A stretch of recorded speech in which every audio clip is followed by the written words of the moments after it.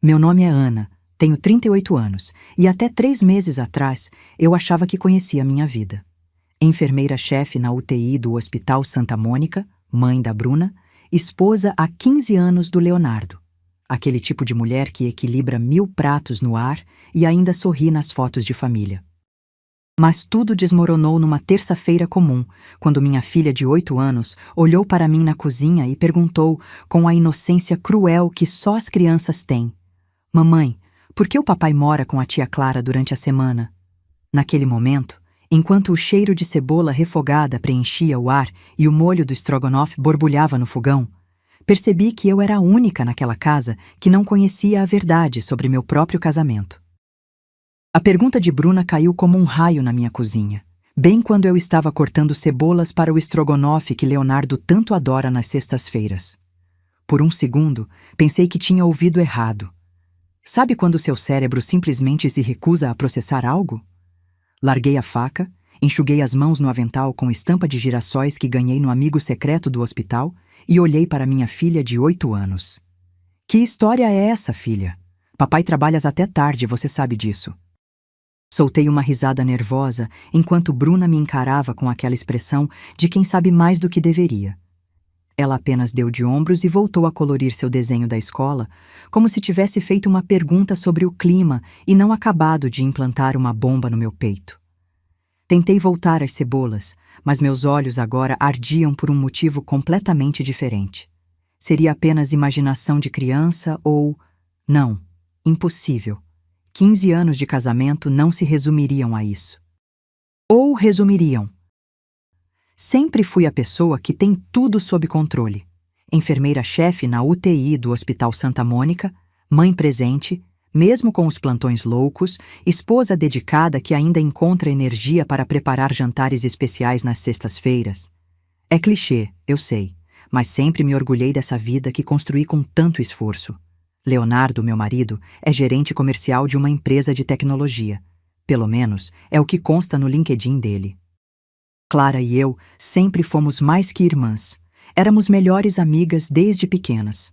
Quando ela se divorciou há 6 meses, fui a primeira a acolhê-la, passar noites conversando, ouvindo seus desabafos. Leonardo sempre foi um cunhado atencioso com ela, e isso me fazia admirá-lo ainda mais. "Família é tudo", ele costumava dizer, e eu acreditava que era uma das suas maiores qualidades. Como poderia imaginar que essa proximidade entre eles escondia algo tão diferente? Às vezes me pergunto se fui eu mesma quem os aproximou demais, se fui cúmplice involuntária da minha própria traição. Acho que parte de mim sempre soube. Aquela sensação de que algo não se encaixa perfeitamente, como quando você monta um quebra-cabeça e percebe que uma peça foi forçada no lugar errado. As ligações que Leonardo atendia no banheiro, sussurrando. O perfume diferente que às vezes, só às vezes, vinha impregnado em suas camisas. O jeito como ele checava o celular compulsivamente durante nossos raros momentos juntos. Mas você sabe como é, né? A gente arranja desculpas. É o estresse do trabalho. Ele precisa estar disponível para os clientes. Aquele perfume deve ser do colega que o abraçou na despedida. Criamos uma coleção de explicações perfeitamente razoáveis, empilhadas como uma barricada contra a verdade. Porque admitir a dúvida seria admitir que talvez, só talvez, os últimos 15 anos da minha vida fossem construídos sobre areia movediça. E qual de nós está realmente preparada para encarar isso numa terça-feira qualquer, com uma pilha de roupa para passar e uma criança de 8 anos para criar? O almoço de domingo na casa dos meus pais em Campinas sempre foi sagrado. Feijoada, farofa, couve refogada e aquela cerveja gelada que meu pai insiste em servir mesmo no inverno. Estávamos todos lá. Eu, Leonardo, Bruna, meus pais e Clara, minha irmã caçula que acabara de se divorciar. Foi quando notei. O olhar que Leonardo lançou para Clara quando serviu a sobremesa. Aquele tipo de olhar que diz muito mais que palavras. "Você parece mais animada hoje, Clara", comentei enquanto ajudávamos a lavar a louça. Ela sorriu, os olhos brilhando de um jeito que não via desde antes do divórcio. "A vida segue, né, maninha?", respondeu, enxugando um prato com atenção desnecessária. Naquele momento, interpretei como um bom sinal. Minha irmã estava superando o trauma, e Leonardo, sempre tão gentil, estava sendo o cunhado atencioso que ela precisava nesse momento difícil. Que idiota eu fui! Decidi que deveríamos nos reunir mais vezes. Vamos fazer um churrasco lá em casa no próximo fim de semana, sugeri, sem saber que estava alimentando a própria traição. Foi numa terça-feira chuvosa que encontrei a camiseta. Pequena demais para Leonardo, com estampa de super-herói. Estava enfiada debaixo do banco do passageiro do nosso Jeep Renegade, aquele que compramos com tanto sacrifício no ano passado. Meu coração deu um salto. Seria de outra criança? De outro filho? A paranoia é uma senhora bem criativa, sabia? Achei isso no carro, disse casualmente quando Leonardo chegou, mais tarde que o normal, cheirando a loção pós-barba e cansaço. Ele mal olhou. Ah, é para o filho do Carlos, do trabalho. Aniversário dele semana que vem. Explicação rápida, sem tropeços. Mas seus olhos não encontraram os meus. Guardei a camiseta na gaveta e me peguei checando o calendário. Que tipo de pessoa compra um presente com 2 semanas de antecedência e depois o esconde embaixo do banco do carro? O mesmo tipo que trabalha até depois da meia-noite 3 vezes por semana, aparentemente. Engoli a dúvida junto com o jantar frio que havia guardado para ele. Clara é tão sortuda por ter um cunhado como Leonardo, minha mãe comentou, enquanto escolhíamos frutas na feira do domingo. Com essas contas todas depois do divórcio, esse dinheiro que ele está dando todo mês tem sido a salvação dela. O mamão papaya que eu segurava quase foi ao chão. Que dinheiro? Desde quando Leonardo, que reclamava do preço da escola particular de Bruna, estava bancando minha irmã recém-divorciada? Ele nunca comentou nada comigo, respondi, tentando parecer casual enquanto minha mente fazia contas rápidas. Ah, ele pediu para não contar. Minha mãe continuou, completamente alheia à bomba que tinha acabado de soltar. Disse que você já se preocupa demais com tudo.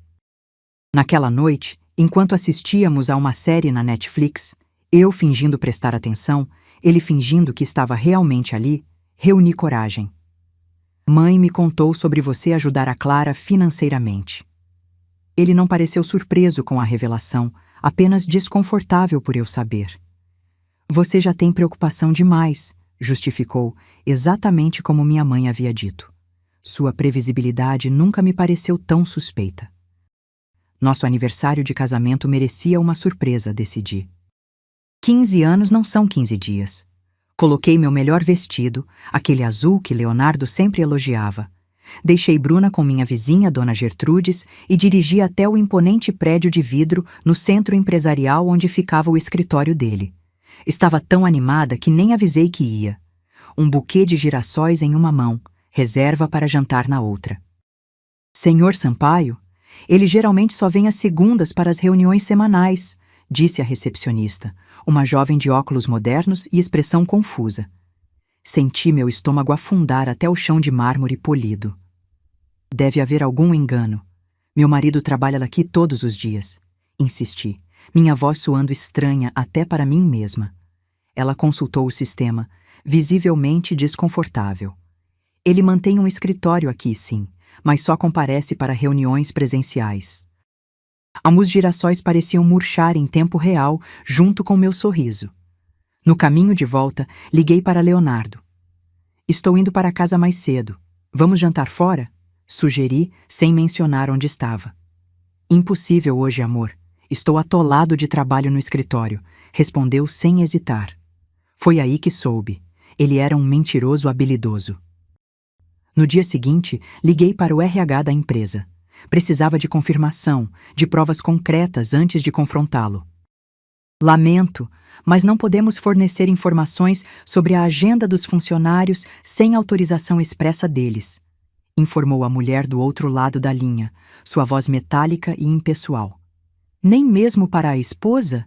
Tentei, odiando o tom de desespero que escapava por entre minhas palavras.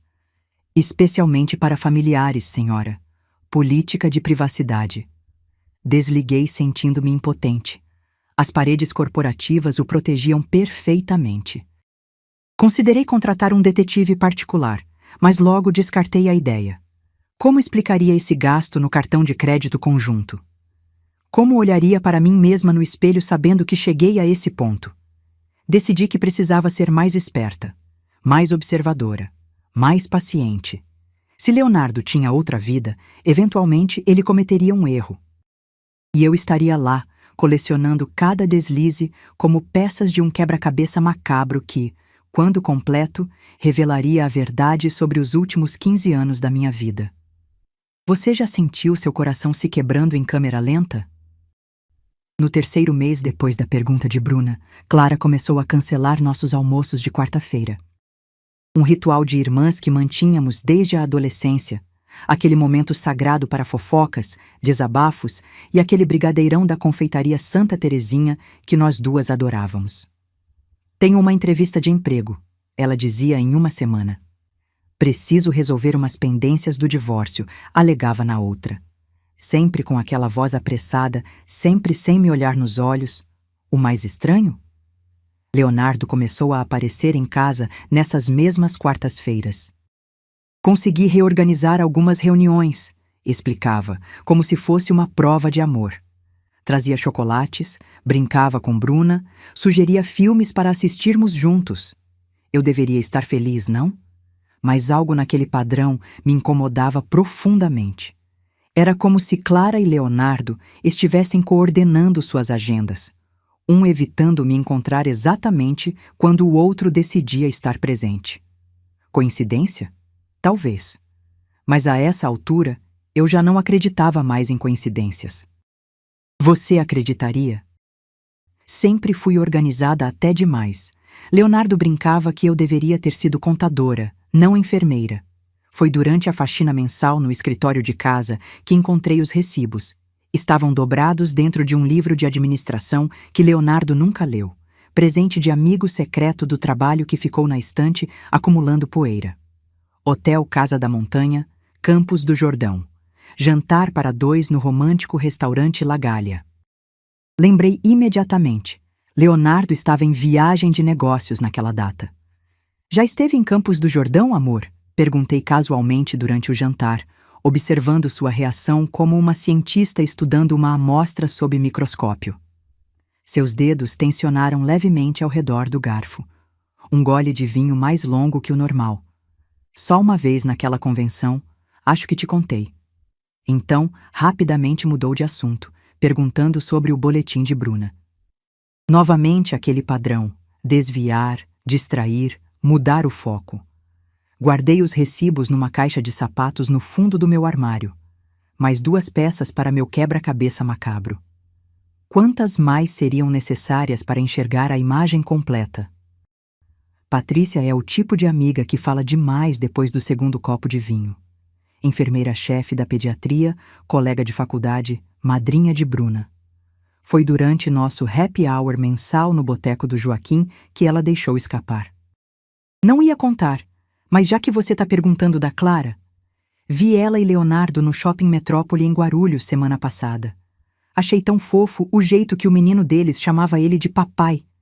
Muito parecido com a Bruna, inclusive. Mantive o sorriso no rosto enquanto sentia algo se quebrar dentro de mim. Menino? Que menino? Patrícia percebeu que havia falado demais. Tentou consertar. Disse que talvez tivesse confundido Leonardo com outro homem.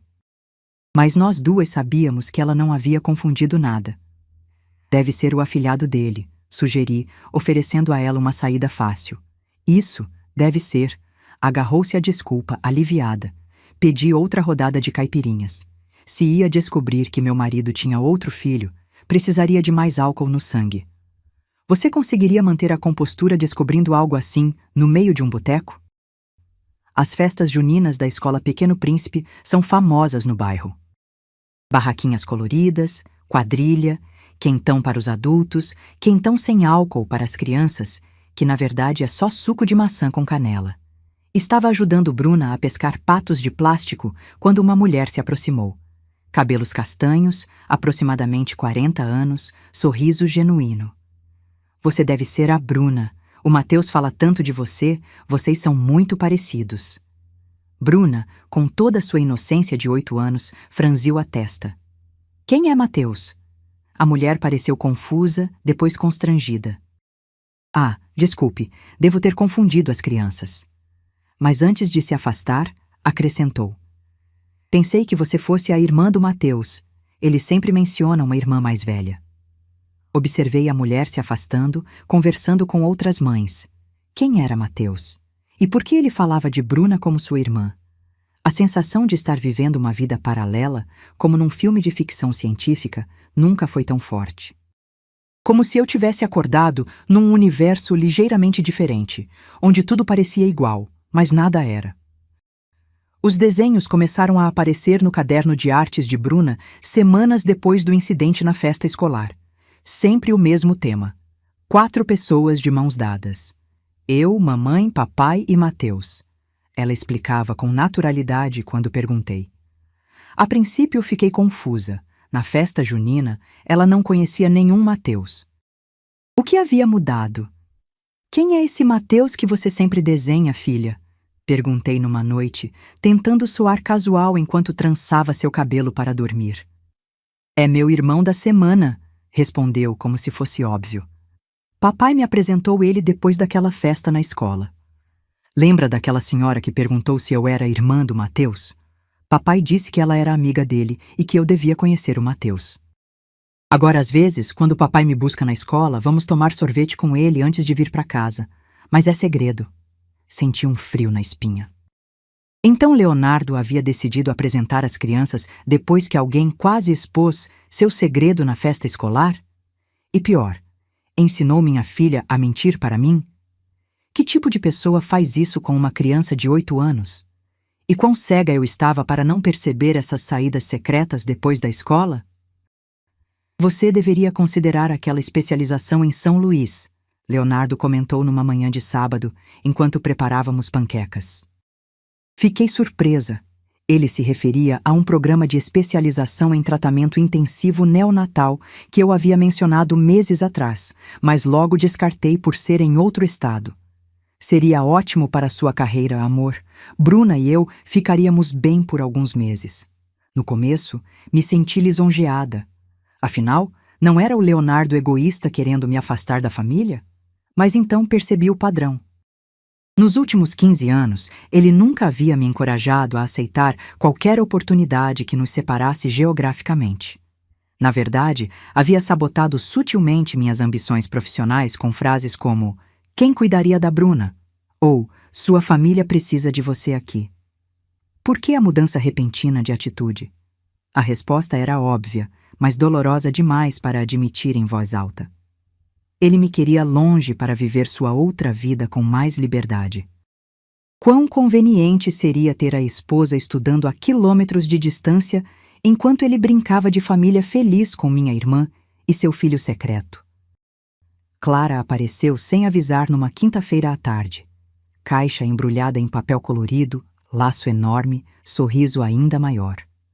Um presentinho para minha sobrinha favorita, anunciou, entregando o pacote para Bruna, que rasgou o embrulho com a voracidade típica da idade. Um tablet de última geração, exatamente o modelo que Leonardo e eu havíamos decidido que ela era jovem demais para ter. Havíamos discutido isso longamente apenas um mês antes. Clara, combinamos que Bruna só teria um tablet depois dos 10 anos. Protestei baixinho enquanto minha filha já explorava o aparelho no sofá. Clara deu de ombros, aquele sorriso enigmático que começava a me irritar profundamente. Ah, mas Leonardo disse que ela poderia ter um. Nós conversamos sobre isso semana passada. A familiaridade com que ela falava das decisões parentais da minha filha fez meu sangue ferver. Desde quando minha irmã e meu marido conversavam sobre a educação de Bruna sem mim? Desde quando tinham encontros semana passada que eu desconhecia? A resposta era óbvia, mas cada nova confirmação era como um pequeno punhal enterrado mais fundo no meu peito. Sempre dividimos as responsabilidades financeiras. Leonardo cuidava dos investimentos, eu das contas do dia a dia. Naquela manhã, Tentei acessar nossa conta conjunta para verificar um pagamento e descobri que a senha havia sido alterada.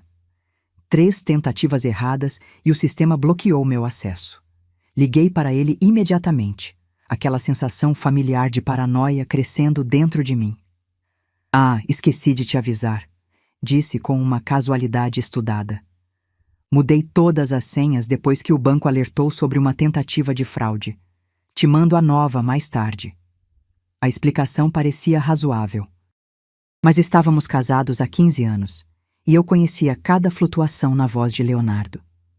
Aquele leve tremor no final da frase era seu tique, o sinal involuntário de que estava mentindo. Esperei pelo dia inteiro. A senha nunca chegou.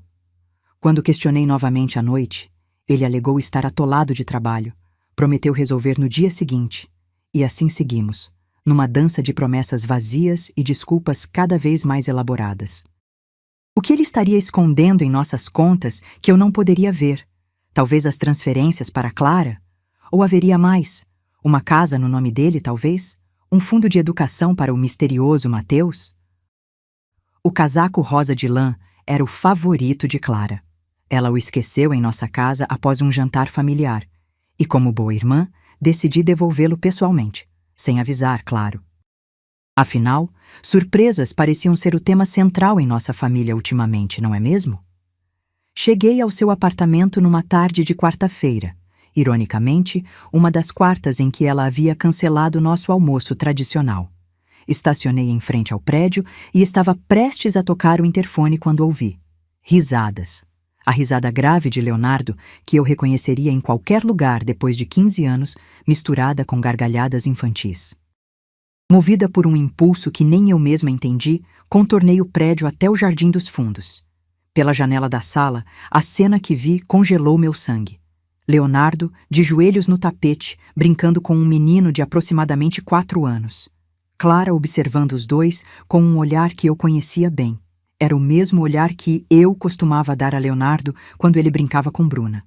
"Papai, olha o que eu construí!" exclamou o menino, mostrando um castelo de blocos coloridos.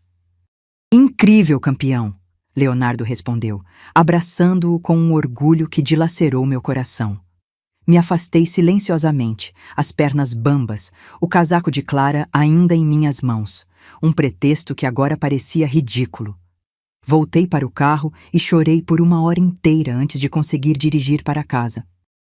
Como é possível sentir-se uma intrusa na vida do próprio marido? Vovó Amélia prometeu que seu anel de noivado, uma safira cercada de pequenos diamantes, herança de família há gerações, seria meu quando eu me casasse. Para a primeira neta que subir ao altar, ela dizia. E como fui a primeira, o anel deveria ser meu, mas misteriosamente desapareceu semanas antes do meu casamento. Um assunto que virou tabu na família, que ninguém gostava de mencionar para não entristecer vovó Amélia. Foi durante o churrasco de aniversário do meu pai que notei. Clara gesticulava animadamente, contando uma história qualquer, quando o sol refletiu em sua mão esquerda. Ali, no dedo anelar direito, brilhava um anel impressionantemente similar ao da vovó Amélia. Não idêntico, obviamente seria óbvio demais, mas com o mesmo design, a mesma safira central, o mesmo arranjo de diamantes. "Anel novo?" perguntei, interrompendo sua história. Ela hesitou por uma fração de segundo. "Sim. Presente meu para mim mesma, comemorando o meu novo emprego." Trocamos um olhar que dizia tudo. Ela sabia que eu sabia. E agora sabíamos que ambas sabíamos. Era apenas questão de tempo até que alguém quebrasse o silêncio e nomeasse o elefante na sala. Quem seria a primeira a explodir aquela bomba que destruiria nossa família para sempre? O aniversário de 9 anos de Bruna transformou-se em um evento maior do que planejamos. Amigos da escola, vizinhos, familiares, inclusive Clara, que trouxe um presente extravagante demais como sempre. Leonardo parecia tenso, checando o celular a cada 5 minutos, sorrindo forçadamente para as fotos. "Está tudo bem?" perguntei, já sabendo que a resposta seria mais uma mentira para minha coleção. "Claro, só cansado." Foi quando ele se abaixou para ajudar Bruna a abrir um presente, que viu o papel cair do bolso de seu paletó. Instintivamente o peguei. Um cartão infantil feito à mão com canetinhas coloridas. Para o melhor pai do mundo, te amo, Mateus. Dentro, uma foto. Clara, Leonardo e o menino da janela, Mateus, sorridentes em frente a uma casa de praia que eu nunca tinha visto. Uma casa que, pela aparência confortável, não era aluguel de temporada. Uma casa que provavelmente constaria em nossa declaração de imposto de renda, se eu ainda tivesse acesso a ela. Guardei o cartão na minha bolsa, com aquela calma estranha que só vem quando você finalmente confirma o que já sabia há meses. As últimas peças do quebra-cabeça finalmente se encaixavam, revelando uma imagem que eu nunca quis ver, mas que não podia mais ignorar. Você já sentiu aquele momento de clareza absoluta em que sua vida anterior termina e algo novo, ainda indefinido, começa? Passei 3 dias inteiros em silêncio interior depois de encontrar o cartão de Mateus. Sorria para Bruna, cozinhava para Leonardo, atendia meus pacientes no hospital. Tudo no piloto automático enquanto minha mente trabalhava incessantemente. 15 anos. Era o tempo que havia dedicado a um casamento que, aparentemente, existia apenas nos finais de semana. 15 anos acreditando que minha irmã era minha melhor amiga, quando na verdade ela vivia uma vida paralela com meu marido. Nas madrugadas, enquanto todos dormiam, eu repassava cada momento, cada sinal que ignorei. As viagens de negócios que coincidiam com as entrevistas de emprego de Clara.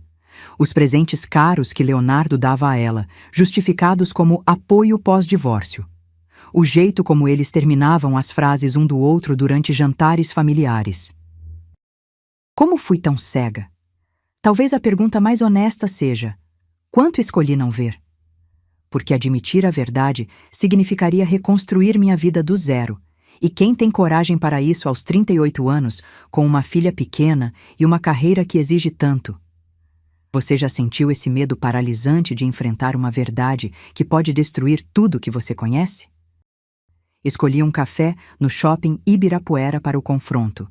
Território neutro, público o suficiente para evitar uma cena, privado o suficiente para uma conversa sincera. Cheguei 20 minutos antes, pedi um cappuccino que não consegui beber e esperei. Clara apareceu pontualmente, vestida como se fosse para uma entrevista de emprego, não para encontrar a irmã. Aquela postura defensiva antes mesmo de começarmos já dizia tudo. Precisamos conversar sobre Mateus. Falei sem rodeios assim que ela se sentou. Seus olhos se arregalaram por um segundo, depois voltaram ao normal. Nenhuma negação, nenhuma surpresa exagerada. Apenas resignação. Coloquei sobre a mesa, uma a uma, as provas que havia coletado nos últimos meses.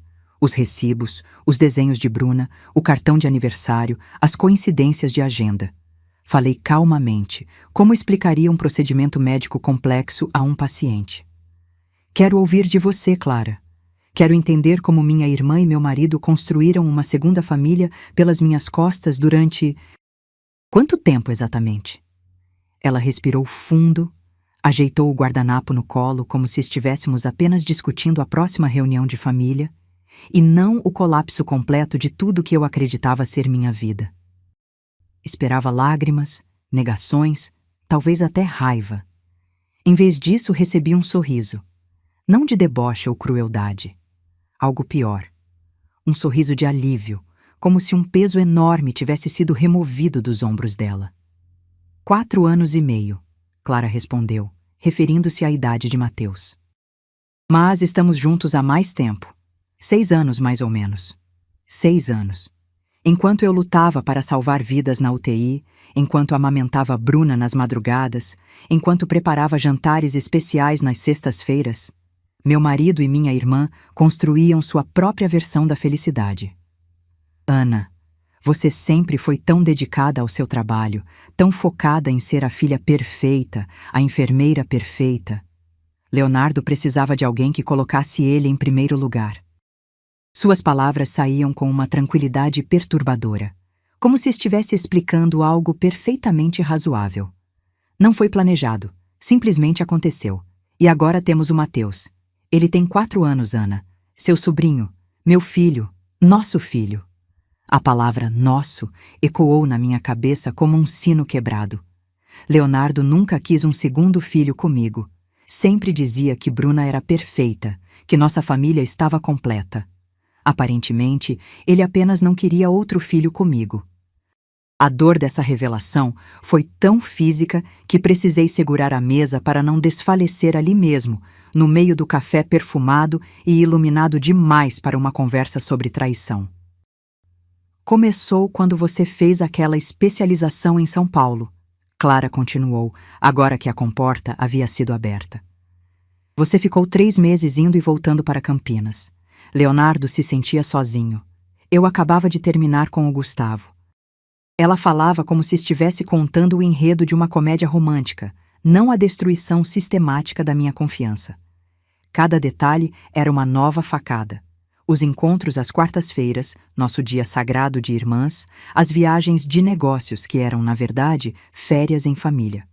A gravidez não foi planejada, explicou, brincando com a colher do café. Mas quando descobrimos, decidimos que era um sinal. Leonardo queria contar para você, mas eu... Ela hesitou pela primeira vez. Eu convenci que seria melhor esperar o momento certo. 4 anos e meio esperando o momento certo.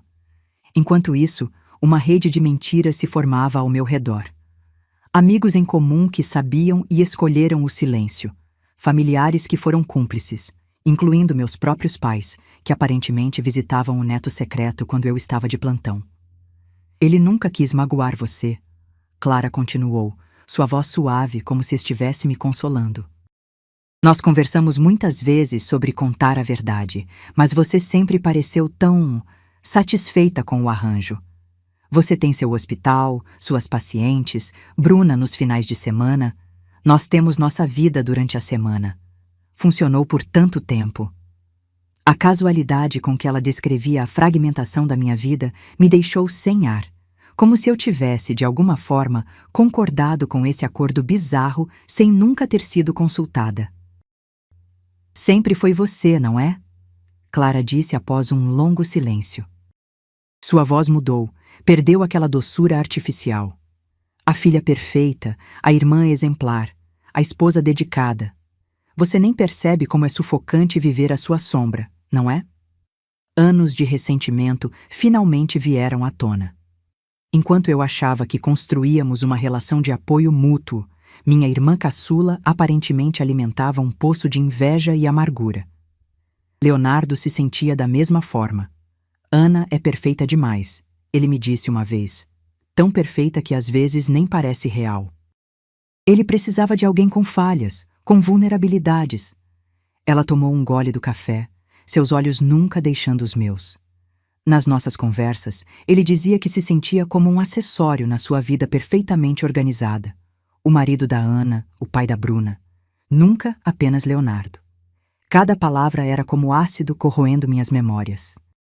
Quantas vezes Clara e Leonardo haviam dissecado minha personalidade, meus hábitos, meus defeitos em suas tardes secretas? Quantas risadas compartilharam às minhas custas? A ideia de que as 2 pessoas que mais amava no mundo me viam como algum tipo de monstro perfeccionista era quase insuportável. Mas o pior era perceber que talvez, apenas talvez, houvesse uma semente de verdade naquelas acusações. Eu havia me dedicado tanto a construir uma vida perfeita que esqueci de realmente vivê-la. Voltei para casa depois do café com Clara, sentindo-me estranhamente calma. Uma calmaria que precede tempestades devastadoras. Bruna estava na casa de uma amiguinha para um pijama party. E Leonardo havia avisado que teria, ironia das ironias, uma reunião de trabalho que avançaria pela noite. A casa vazia ecoava com 15 anos de memórias que agora pareciam pertencer a outra pessoa. Peguei uma taça de vinho, sentei na varanda e fiz algo que não fazia há anos. Simplesmente existir, sem planejar, sem organizar, sem tentar ser perfeita. As estrelas apareceram uma a uma no céu de São Paulo, raras o suficiente para parecerem presságios. Chorei até não ter mais lágrimas. Depois ri da absurdidade da situação. Meu marido e minha irmã. Um filho secreto. Uma vida dupla digna de novela das 9. Mas em algum momento entre o segundo copo de vinho e o amanhecer, algo mudou dentro de mim. A dor transformou-se em clareza. O desespero deu lugar à determinação. Não seria definida por essa traição. Não seria a vítima dessa história. Se Leonardo e Clara podiam construir uma vida secreta, eu também podia construir um futuro inteiramente novo. Um que fosse verdadeiramente meu. Você já sentiu aquela sensação de liberdade vertiginosa quando percebe que pode recomeçar do zero? Na manhã seguinte, criei um novo e-mail, algo que Leonardo jamais adivinharia ou teria acesso. Primeiro contato, o programa de especialização em Portugal, que havia descartado anos atrás por ser muito longe de casa. Segundo contato, doutora Carmen Oliveira, advogada especializada em direito familiar, recomendada por uma paciente que passou por situação similar. Terceiro, uma corretora de imóveis em Lisboa. Os dominós começavam a se alinhar. Nas semanas seguintes, movi-me como uma sombra eficiente. Copiava documentos importantes enquanto Leonardo dormia. Transferia pequenas quantias para uma conta que abri secretamente há anos, quando comecei a desconfiar de algo. Pesquisava escolas internacionais para Bruna. Fiz tudo isso mantendo o sorriso no rosto, preparando o jantar como sempre, ouvindo pacientemente as desculpas de Leonardo sobre trabalhar até tarde. Era como atuar em uma peça de teatro onde só eu conhecia o verdadeiro roteiro. A ironia não me escapava. Eu havia me tornado tão boa em guardar segredos quanto ele. A diferença? Meus segredos construiriam um futuro, não destruiriam um passado. Já se perguntou quanta força existe no silêncio de uma mulher que já decidiu partir? Uma sexta-feira comum, exceto pelo fato de que seria a última. Preparei o estrogonofe que Leonardo tanto amava, o mesmo que estava fazendo quando Bruna fez aquela pergunta fatídica meses atrás. O ciclo se completava, mas desta vez acrescentei 2 pratos extras à mesa. Mandei uma mensagem para Clara. Precisamos resolver aquela questão do tablet da Bruna. Jantar aqui em casa hoje, 20 horas? Ela respondeu rapidamente, provavelmente aliviada que eu parecia estar aceitando a situação. Claro, estarei aí. Quando a campainha tocou, Leonardo já estava em casa, ajudando Bruna com o dever de matemática na sala. Abri a porta e lá estavam. Clara e um menino de cabelos castanhos e olhos idênticos aos de Leonardo. Mateus, meu sobrinho. O meio-irmão de Bruna, o filho do meu marido com minha irmã. Tantos títulos para uma criança que não tinha culpa de nada. Entrem, disse com uma cordialidade que surpreendeu até a mim. O rosto de Leonardo empalideceu ao ver os 3 na porta da sala. Clara parecia confusa, segurando a mão de Mateus com força. Bruna olhou do pai para a tia, depois para o menino e seu rosto se iluminou. Mateus, você veio jantar na minha casa. E correu para abraçar o menino, que respondeu com entusiasmo igual. Primos irmãos, cúmplices inocentes numa história de adultos complicados demais. Sentem-se, o jantar está pronto, anunciei com a tranquilidade de uma anfitriã experiente. Como se fosse perfeitamente normal ter à mesa o marido, a amante irmã e o filho da traição. Leonardo parecia à beira de um colapso nervoso, lançando olhares desesperados para Clara, que por sua vez mantinha um sorriso congelado no rosto. Apenas as crianças pareciam genuinamente felizes, conversando animadamente sobre algum jogo de videogame.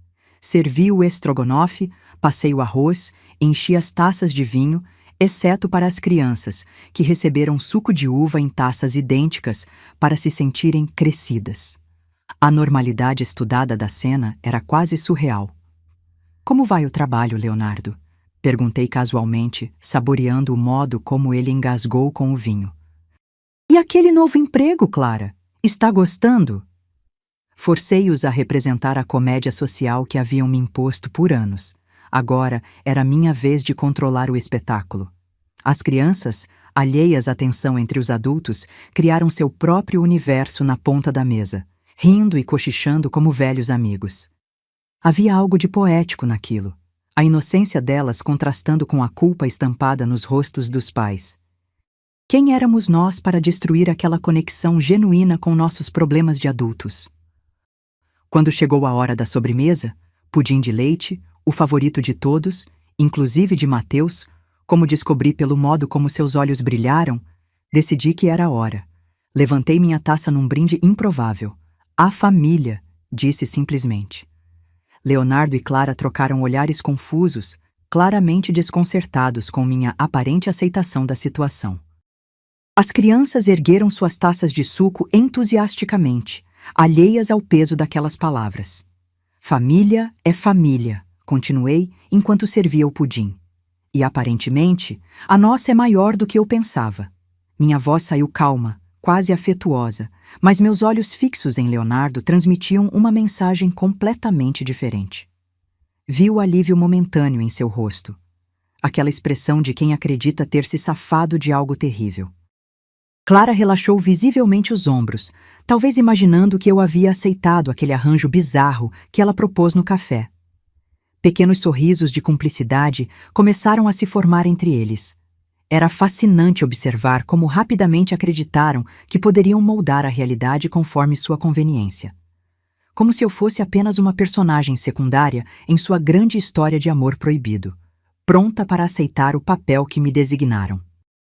Vocês já perceberam como as pessoas tendem a acreditar no que lhes é conveniente, mesmo quando todas as evidências apontam para o contrário?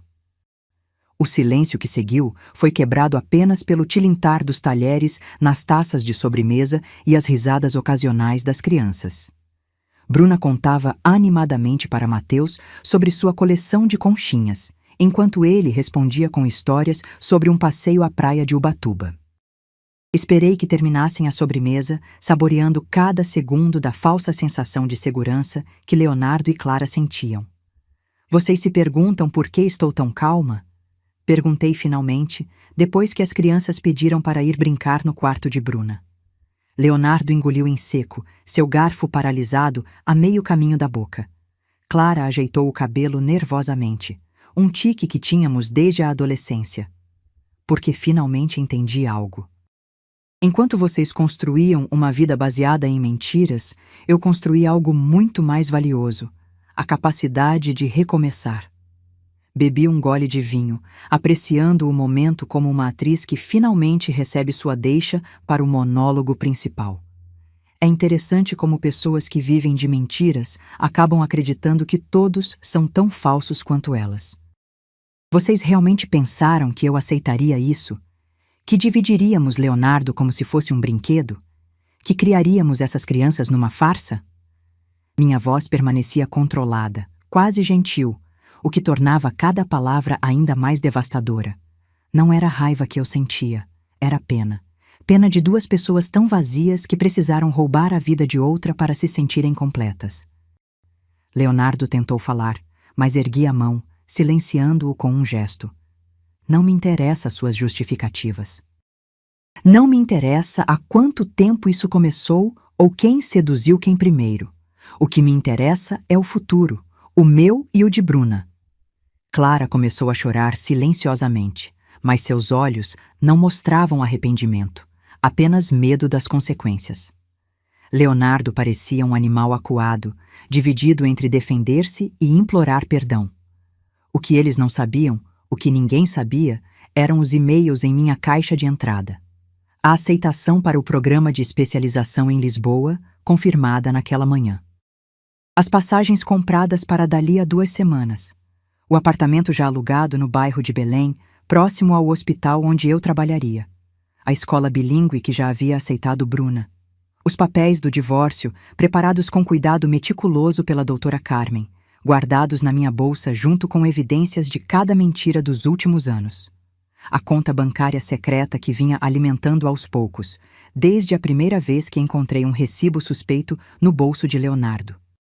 Alguns segredos podem destruir, outros libertam. Os meus eram do segundo tipo, e enquanto eles acreditavam estar no controle da situação, eu já havia redesenhado completamente o futuro. Um futuro onde eles seriam apenas personagens secundários, não os protagonistas da minha história. Bruna vai adorar conhecer Portugal, comentei casualmente, observando a confusão em seus rostos.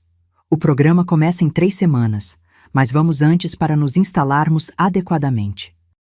As implicações dessas palavras caíram como bombas à mesa. Leonardo empalideceu ainda mais, se é que isso era possível. Clara engasgou com o vinho. Portugal? Você não pode levar Bruna assim para outro país, ele protestou, sua voz subindo uma oitava. Sorri serenamente enquanto observava cada rosto ao redor da mesa.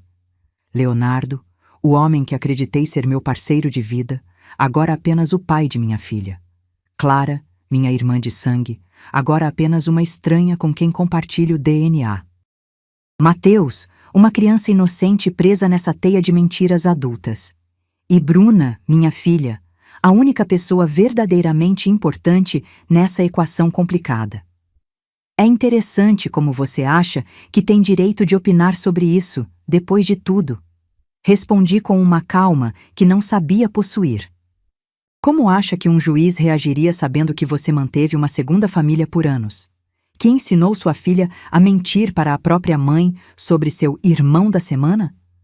Bebi o último gole de vinho, coloquei o guardanapo sobre a mesa e me levantei. Crianças, hora do sorvete na varanda, chamei, encerrando efetivamente a conversa. Aquela seria a última vez que estaríamos todos juntos sob o mesmo teto, e apenas eu sabia disso. Apenas eu carregava o conhecimento do fim, enquanto eles ainda tentavam processar o colapso de seu castelo de mentiras. Há um poder singular em ser a única pessoa a conhecer o verdadeiro roteiro quando todos os outros ainda estão improvisando, não acha?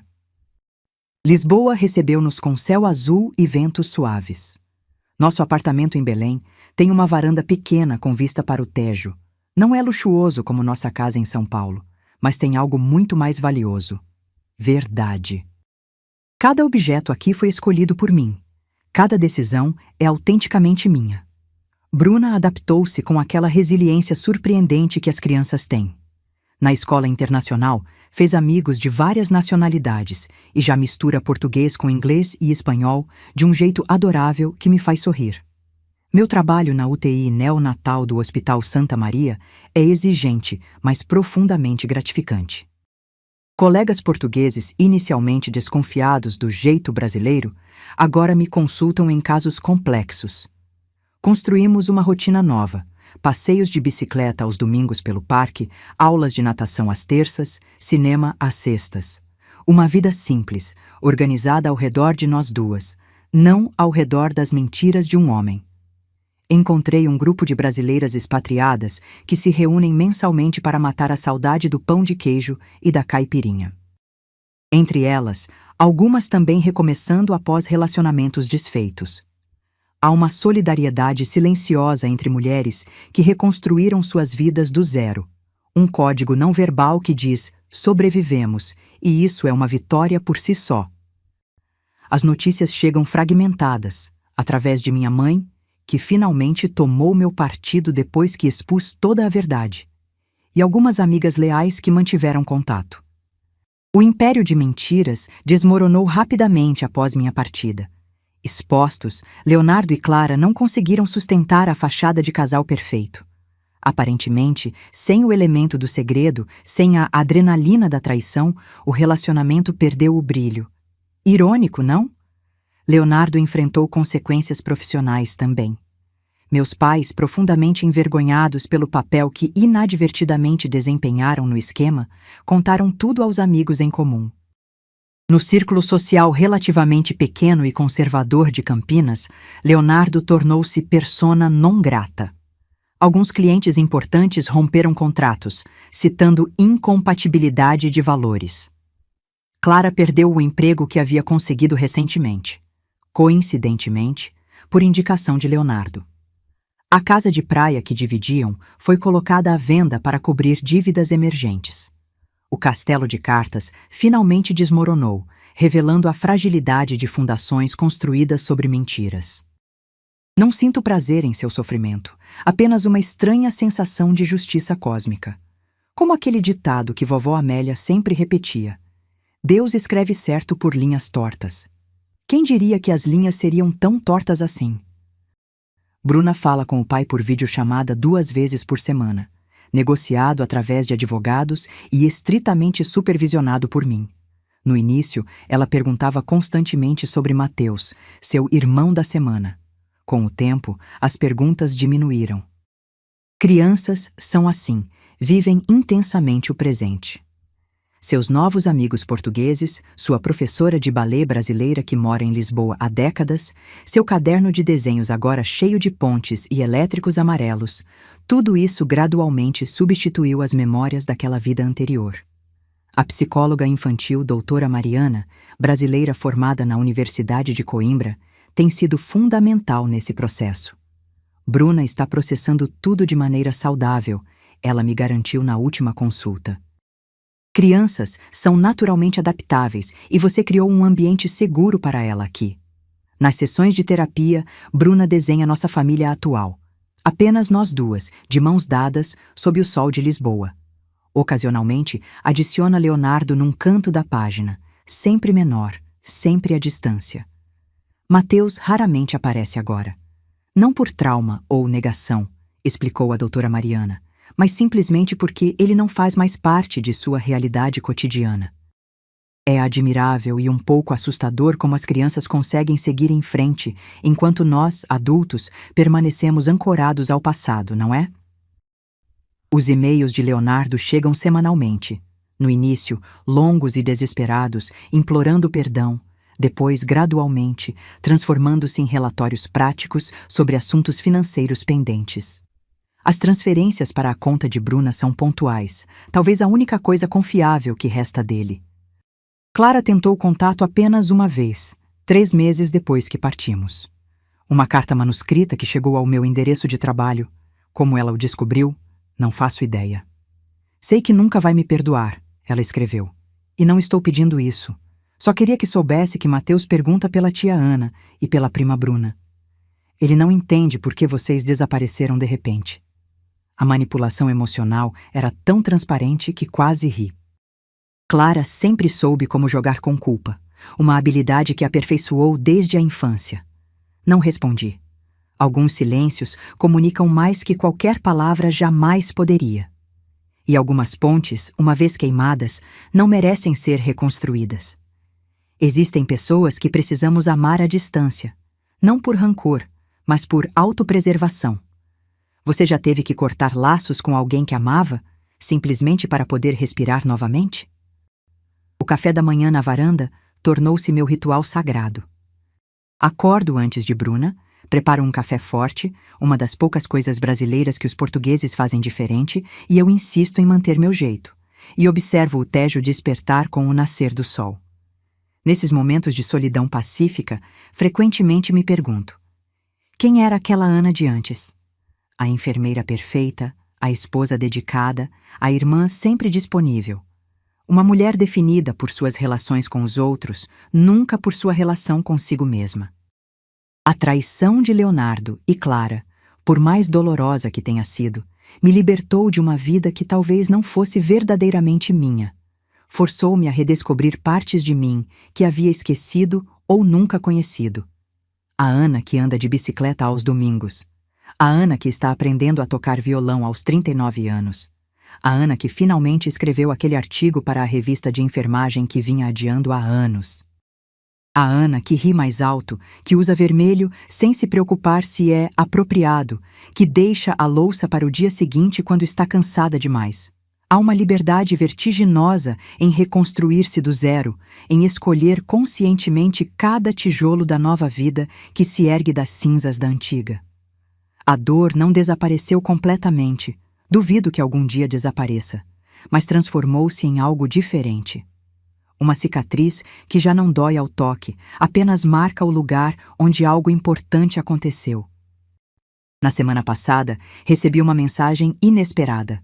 Um médico português da equipe, Dr. Miguel, convidando-me para jantar. Apenas colegas, ele enfatizou, respeitando meu espaço. Meu primeiro instinto foi recusar. Ainda não estava pronta, ainda estava curando-me. Mas então, observei Bruna brincando na sala, construindo alguma estrutura elaborada com blocos coloridos. Quando um desabava, ela simplesmente ria e começava de novo, sem frustração, sem apego ao que havia sido destruído. Que lição poderia aprender com minha própria filha? Peguei meu diário, hábito que desenvolvi aqui em Lisboa, e escrevi a pergunta que vinha me assombrando há meses. O que você faria se descobrisse que as pessoas que mais amava viviam uma vida inteira às suas costas? A resposta, que antes parecia tão complexa, agora clarificava-se. Não se trata de escolher entre consertar o que foi quebrado ou construir algo novo. Às vezes, os cacos do que se quebrou tornam-se os fundamentos do que construímos a seguir. Respondi ao Dr. Miguel com um simples sim, adoraria. Não porque estou pronta para um novo relacionamento, longe disso, mas porque estou pronta para novas experiências, novas conexões, novos capítulos da minha história que não são definidos pelo que perdi, mas pelo que escolho ganhar daqui para frente. Afinal, como diria minha avó Amélia com sua sabedoria simples, filha, a vida é como feijão, precisa ferver para ficar bom de comer. E eu, definitivamente, fervi o suficiente para uma vida inteira.